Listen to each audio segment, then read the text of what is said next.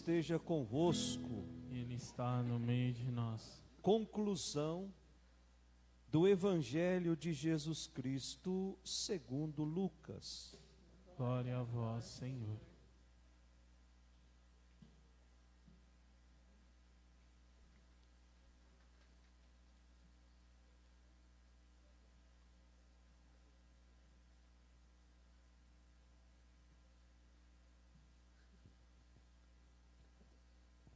Naquele tempo disse Jesus a seus discípulos: assim está escrito: o Cristo sofrerá e ressuscitará dos mortos ao terceiro dia, e no seu nome serão anunciados a conversão e o perdão dos pecados a todas as nações, começando por Jerusalém.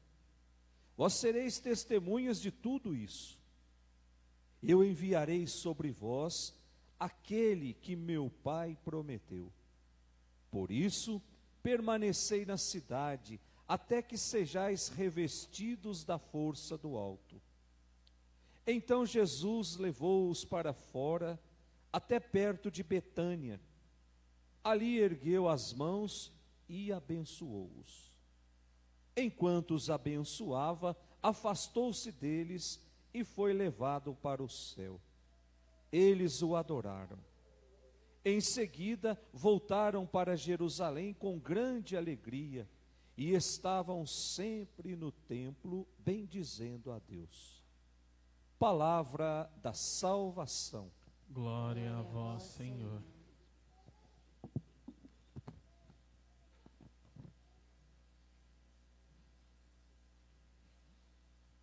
Que as palavras do Santo Evangelho perdoem os nossos pecados. Amém. Podemos sentar. Caríssimos irmãos, caríssimos amigos que nos acompanham também pelas redes sociais, nós estamos celebrando hoje a solenidade da ascensão de Jesus ao céu. Estamos celebrando o momento em que Jesus sobe definitivamente para o céu. Portanto, a festa que nós estamos celebrando hoje vem nos dizer o seguinte: que no final de uma vida percorrida no amor, percorrida no serviço, percorrida na doação, nós não vamos encontrar outra coisa senão a comunhão definitiva com Deus. Ou seja, depois de gastar a nossa vida pelo outro, nós não temos outro lugar, senão a comunhão plena com Deus. E nós vamos compreender isso na reflexão dessas três leituras que nós acabamos de ler. A primeira leitura foi tirada lá dos Atos dos Apóstolos, capítulo 1, versículos de 1 até o 11. Esse trecho dos Atos dos Apóstolos foi escrito no momento em que a comunidade estava vivendo uma grande frustração. Estavam vivendo o desânimo. Afinal de contas, já havia passado 50 anos que Jesus tinha morrido na cruz e o mundo continuava do mesmo jeito. Aquela famosa intervenção de Deus, eu vou, mas eu volto, ainda não havia acontecido. Então é mais do que natural que o povo comece a perder a esperança. Nós hoje estamos há 2022 anos do acontecimento e a intervenção de Deus, a volta de Deus ainda não aconteceu. É por isso que o mundo caminha para essa falta de esperança. Nós aprendemos ou estamos aprendendo a pensar que Deus age para amanhã. Que a intervenção de Deus naquilo que eu preciso vai acontecer de acordo com a minha vontade. É isso que estão ensinando por aí. Estão ensinando o mundo a domesticar Deus, para agir de acordo com a vontade. Eu quero isso agora. Deus não age dessa forma, até porque se Deus agisse dessa forma, Ele não seria Deus. Seria o empregadinho nosso. Portanto, o mundo está perdendo essa reverência de esperar no tempo de Deus, de esperar a vontade de Deus. E nós precisamos entrar nessa dinâmica de colocar a nossa vida e dizer assim: Senhor, que seja feita a tua vontade no teu tempo, não no tempo que eu desejo.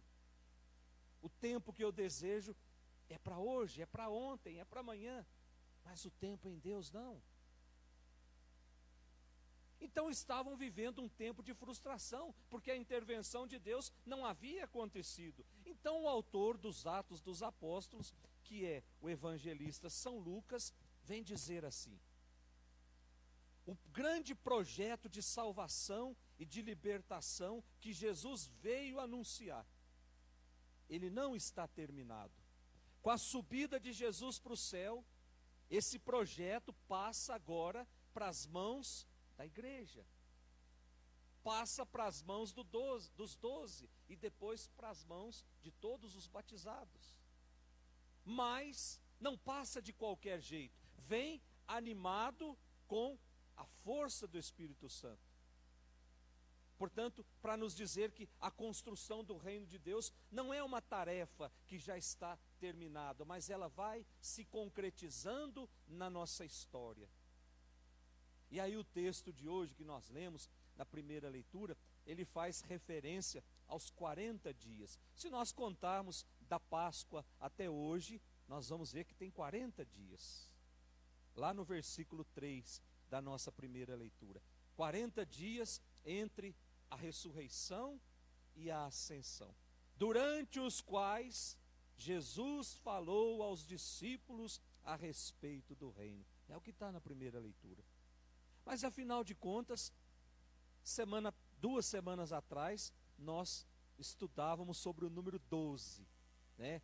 12 tribos de Israel, que era tudo que Deus possuía, e os 12 apóstolos. Então, juntando, é tudo aquilo que Deus tem.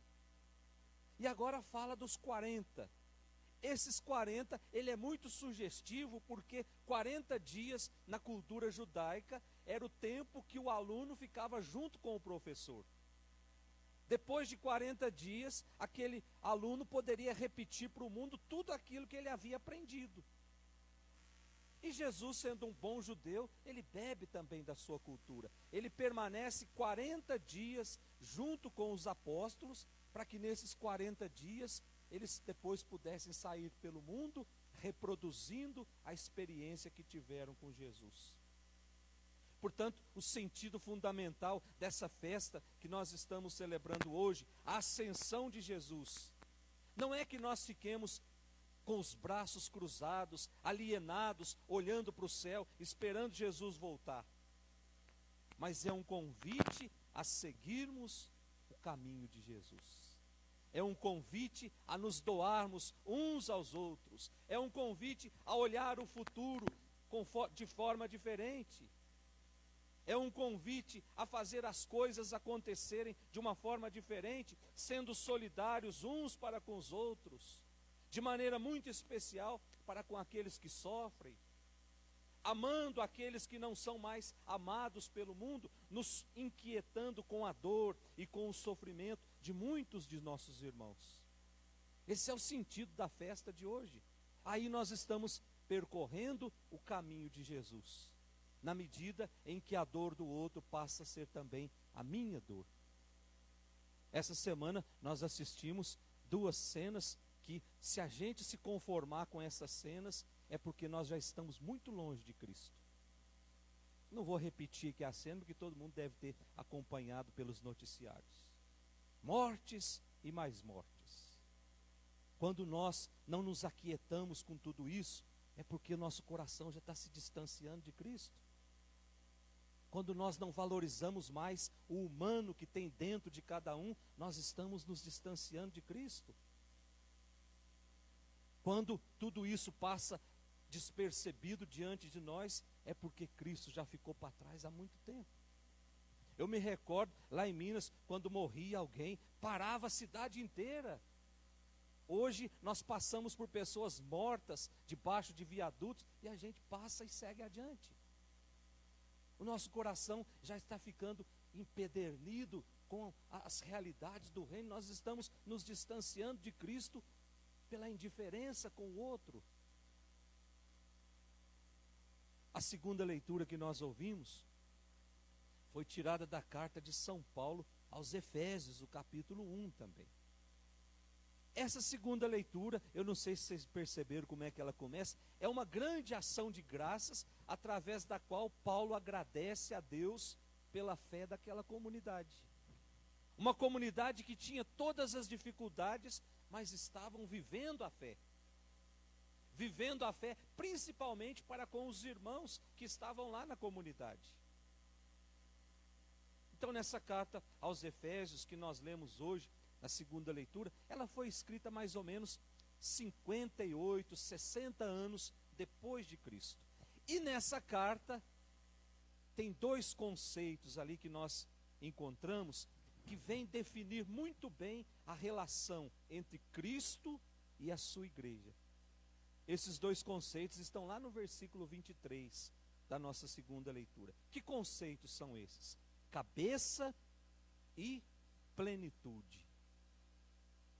Isso é muito importante, gente, para a gente entender bem. Dizer que Cristo é o cabeça da igreja, significa dizer que os dois, Cristo e igreja, formam uma comunidade que ninguém pode separar. Uma comunidade indissolúvel, que há entre os dois, que há entre Cristo e a sua igreja, uma comunhão total de vida. Significa dizer que Cristo é o centro, à volta do qual todo o corpo se articula, a partir do qual o corpo cresce, a partir do qual o corpo se orienta. Significa dizer que a igreja, corpo de Cristo, ela está submetida à obediência a Cristo, que é a cabeça. Ou seja, a igreja não depende de ninguém. A igreja depende de Cristo. Isso é muito importante, gente. Porque ao longo da história, a gente percebeu que a igreja, em determinados pontos, ela ia se misturando com a política e não sabia o que era igreja e o que era política. E aí um ficava dependente do outro. São Paulo está dizendo, a igreja não depende de ninguém, nós dependemos de Cristo. Portanto, nós vamos obedecer a Cristo. E quem obedece a Cristo nunca sai decepcionado. Com política a gente se decepciona. Com pessoas a gente se decepciona. Mas com Cristo não. Cristo é o cabeça, à volta do qual todo o corpo se articula. O corpo é a igreja.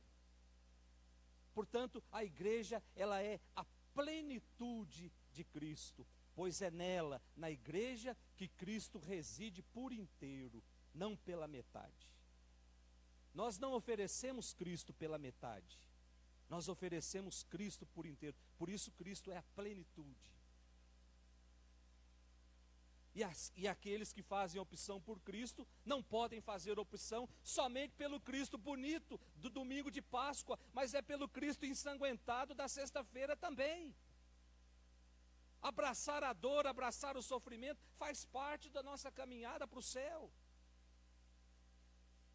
Se nós não tivermos essa coragem, eu quero abraçar Cristo, mas que as minhas roupas fiquem sujas com o sangue de Cristo. Porque eu estou caminhando para amanhã da Páscoa e eu quero ir para o céu junto com Cristo. Então eu abraço Cristo por inteiro, não pela metade.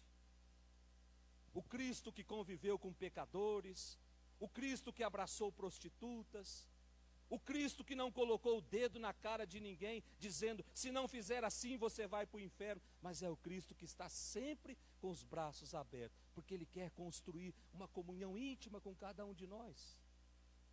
E é a partir da minha experiência com Ele que eu vou mudar o mundo. Por isso nós dependemos de Cristo. Se nós dependêssemos de outra coisa, com muita facilidade a gente ia se perdendo pelo caminho. Mas depender de Cristo nos leva a passar e a enfrentar os piores desafios desse mundo, com a certeza de que nós estamos a caminho do céu. E por fim o nosso evangelho de hoje, o evangelho de São Lucas, o capítulo 24, versículo de 46 até o 53. O evangelho de hoje, ele se passa lá no dia da Páscoa. Para quem participou da missa esse tempo da Páscoa inteira, vai perceber que na manhã da Páscoa, logo de madrugada, lá pelas 5 da manhã, os estudiosos chegaram até a esse consenso, que Maria Madalena vai 5 horas da manhã, lá no túmulo de Jesus, para visitar Jesus.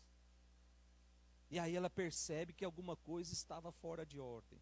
Estão recordados desse evangelho? E aí ela sai correndo, vai encontrar Pedro e o discípulo amado, e eles vão correndo. Então, esse evangelho, esse trecho de hoje está dentro daquele dia. O que acontece? Depois, naquele mesmo dia, lá no versículo 24, de 13 a 35, Jesus se encontra com os dois que estavam voltando para Emaús, decepcionados. Haviam gastado as suas vidas, haviam investido em algo que estava caminhando para o fracasso. Então vamos embora para Emaús, porque senão nós vamos ficar ridicularizados aqui. E aí Jesus começa a caminhar com eles. Portanto, no mesmo dia, naquele mesmo dia, lá no cenáculo, versículo 36, 43, Jesus aparece para uma comunidade que estava com medo. E agora Jesus dá as últimas instruções e por fim Jesus sobe para o céu. Olha só que pedagogia espetacular nós encontramos nessa ação de Jesus. Mas vamos ao texto de hoje, do Evangelho.